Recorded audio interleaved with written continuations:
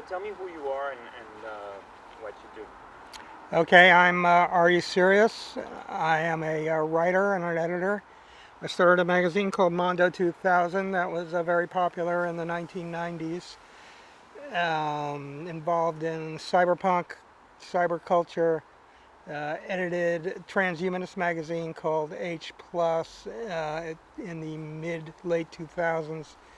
Um, and that's about it. I've had a long life in alternative politics, starting with being underground newspaper editor and an activist with the Yippies, the Youth International Party, in the early and mid 70s. And so what tell us about Mondo 2000 and why did you create this publication? In the mid 80s, I could see this convergence of interests uh, between the psychedelic culture, the counterculture, science fictional world, the emerging world of tech hackers, um, aspects of music that they were breaking apart uh, uh, ordinary sounds and beginnings of mashup and so forth. The way video was being edited, quick jump cuts and so forth. There was a sense that something very dynamic and revolutionary was going on. So I started a magazine called High Frontiers first, which emphasized psychedelics. And then in 1989, we basically found that most of the interest in our magazine was down in the South Bay, was down in Palo Alto, and that people who were involved in Apple and Microsoft and NASA and all these people were going to these parties that were based around psychedelics.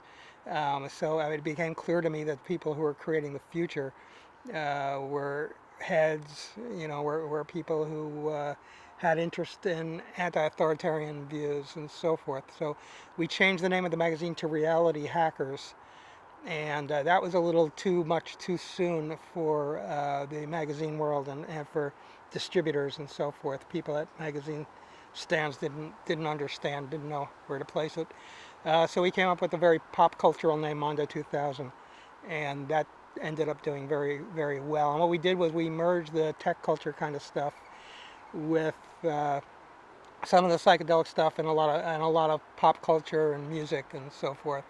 You can see the explosion of electronic music at that time, of industrial music, of hip hop, and all those things. Were a whole new paradigm for music that linked up to the notion of cyberpunk and cyberculture and so forth. Can we see more the Mondo because it's a little I guess so. I don't. just Sure. yeah it was a Yeah. little wrinkled that's why. Yeah. Okay. All right. That's the cyber baby. Okay. It's Gerber baby actually. We just mutated the Gerber baby. So so you mentioned cyberpunk. What's the difference between a cyberpunk and a transhumanist? Well, cyberpunk was a very irreverent, fairly radical, somewhat dystopian uh, take on what was coming. It was a very tough kind of view that, as William Gibson, the main cyberpunk fiction writer, said, the street finds its own use for things. So, rather than emphasizing what wealthy people can do with technology or what companies can do with technology, it was about what people in the streets and what young people could do themselves. And the punk movement in the 70s, and particularly when it really took off in the 80s in the United States, was about do-it-yourself. And so cyberpunk was really do-it-yourself with technology. That's fundamentally what it was.